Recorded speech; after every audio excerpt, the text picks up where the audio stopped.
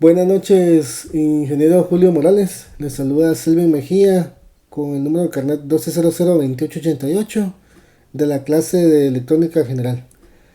El día de hoy voy a presentar un circuito RLC, pero antes de entrar a la simulación me gustaría exponer un poco qué es un circuito RLC.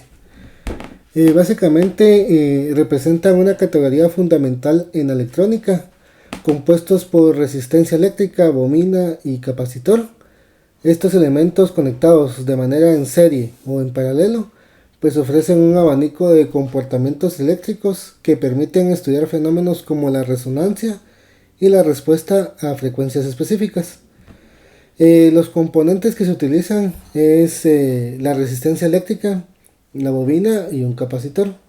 Una resistencia en un circuito RLC, la resistencia representa la pérdida de energía debido a factores como la resistencia interna de los componentes y la resistencia de los conductores.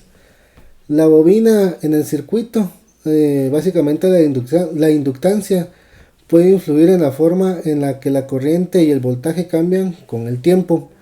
Y el capacitor en el circuito RLC, la capacitancia puede afectar la forma en que el voltaje y la corriente cambian en respuestas a las señales eléctricas. Los circuitos RLC son aplicados en telecomunicaciones,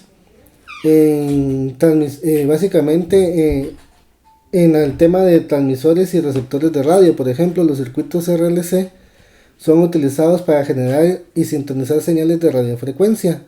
En este contexto, básicamente la capacidad de variar la frecuencia de respuesta del circuito es de vital importancia. También se utiliza para filtrado de señales. Un filtrado basado en un circuito RLC puede diseñarse para pasar, rechazar o atenuar señales en ciertas frecuencias, las cuales son cruciales en muchas aplicaciones, como lo es el procesamiento de señales de audio y video.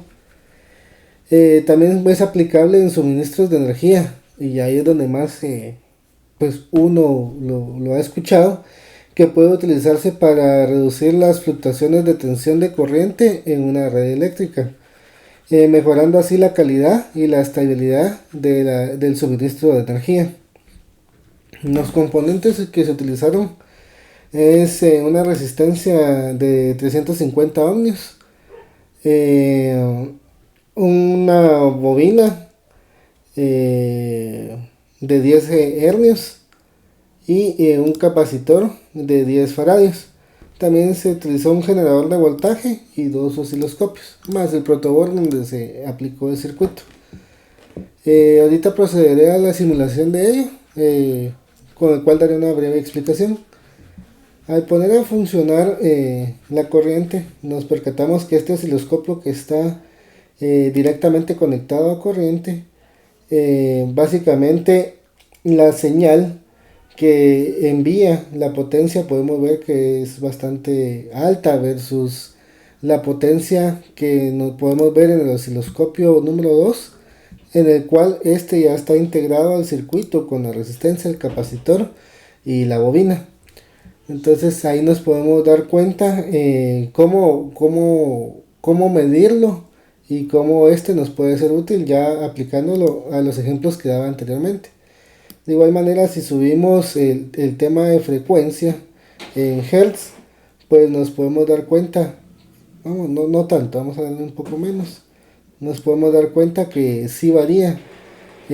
Básicamente pues la onda ya no es tan alta, y esto hace que varíe y que básicamente podamos ver el comportamiento de lo que es un circuito de RLC.